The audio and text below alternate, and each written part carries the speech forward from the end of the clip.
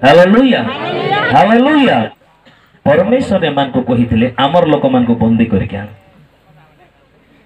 ए मान को पृथ्वी सीमार हटे देवा कही नथिले सेमानकर पाप सकाशु बंदी करके आनिबा पे कहिथिले। ओके ठीक अछि हालेलुया। किंतु ए माने उल्टा काम कले ए माने तार विपरीत कार्य कले ए माने इस्राएल लोक मान को संपूर्ण भावे ताहाकु तोड़ी देबा तो दूर कथा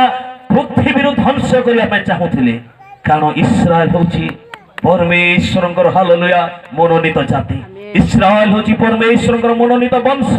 आज आपण जगह जेते बसी छुंते आज हम छाती हाथ देकी कहि परिबा कि हम इस्राएल रो वंश बोली हालेलुया हालेलुया। आज आपण जगह जेते लोग बसी छुंते एक बहुमूल्य जाति प्रभुंकर दास कहउतिले बहुमूल्य प्रजा आपण माने शासक आपण माने राजा आपण माने किए ताहांकर संतान केमती कि हेले ताहांकर रक्त द्वारा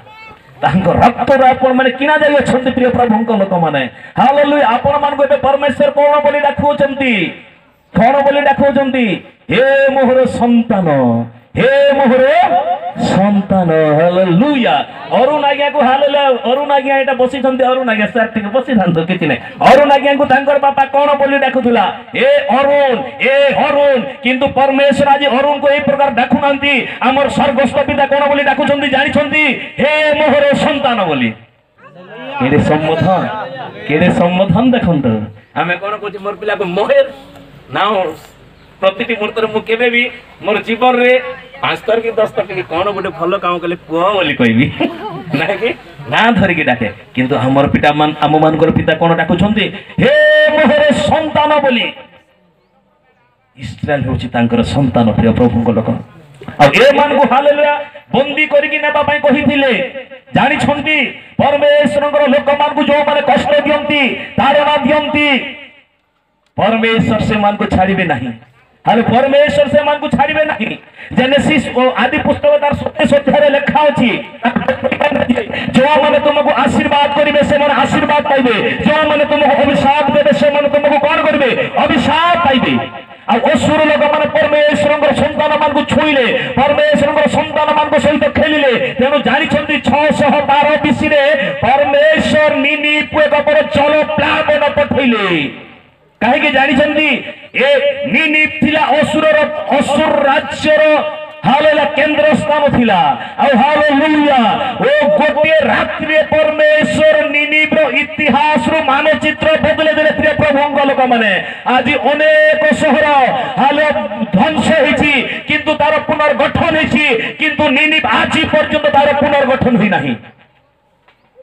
बर्लिन जर्मन हालेलुया केमिकल द्वारा ध्वंस पाई गला आज आउ थरे नुआ बर्लिन आ नुआ जर्मन हेछि हालेलुया।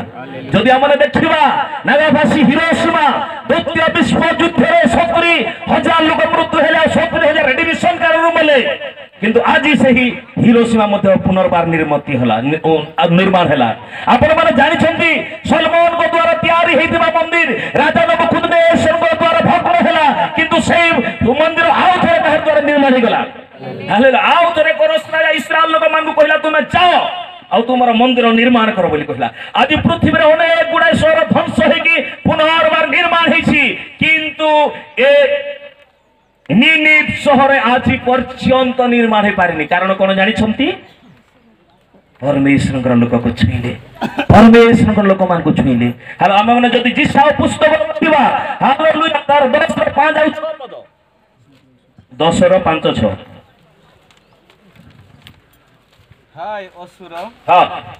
से आंभर क्रोध रूप दंड ताहार हस्तरे आंभर कप रूप जष्टि अछि आंभे ताहाकु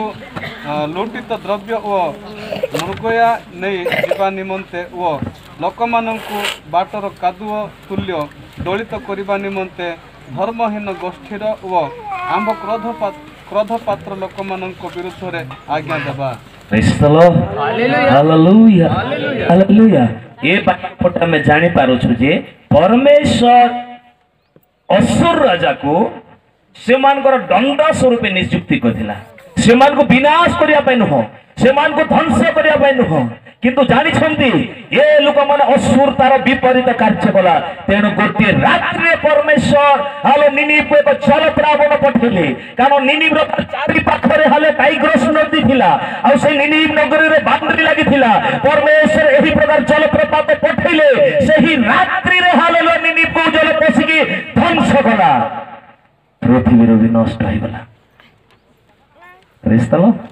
প্রিয় প্রভুଙ୍କ ଲୋକମାନେ ଆଜି ମୁଁ ଆପଣମାନଙ୍କୁ କହିବା ପାଇଁ ଚାହେଁ ଶୈତାନ ଆପଣମାନଙ୍କର ବିରୋଧରେ କେତେ ହସ୍ତ ଉଠେଇଲେ ବି କେବେ ସଫଳ ହୋଇପାରିବ ନାହିଁ ହାଲେ ହୁଏତ 2020 ରୁ 2023 ପର୍ଯ୍ୟନ୍ତ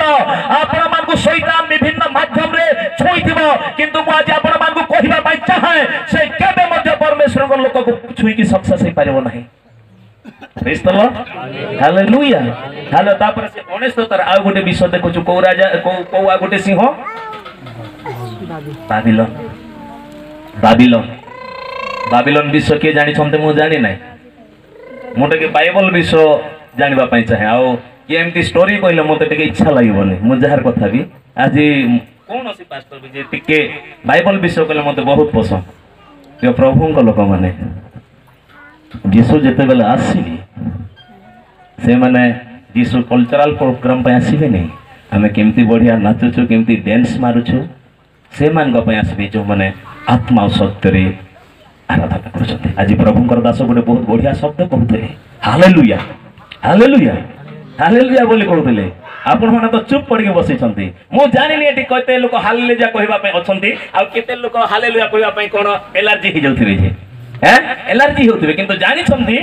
ପ୍ରକାଶିତ ପୁସ୍ତକରେ ଲେଖା ହେଇଛି 19 ଅଧ୍ୟାୟରେ ବୋଧେ ଆମେ ଗୋଟେ ଦିନ ସ୍ୱର୍ଗକୁ ଯିବା ସେ ଜାଗାରେ କି ଗୀତ ଥିବ ଆଜ୍ଞା ଏଇଠି ଜେଲସି ହେଲେ ବି ସେ ଜାଗାରେ ବୋଲେ ହାଲେଲୁୟା ନ କହିବା ଲୋକ କହିବା ପାଇଁ ବାଧ୍ୟ ପ୍ରାକ୍ଟିସ କରି ପକାନ୍ତୁ ହାଲେଲୁୟା ପ୍ରେଜ ଦ ଲର୍ଡ ବୋଲୋ ୟୀଶୁ ମसीह की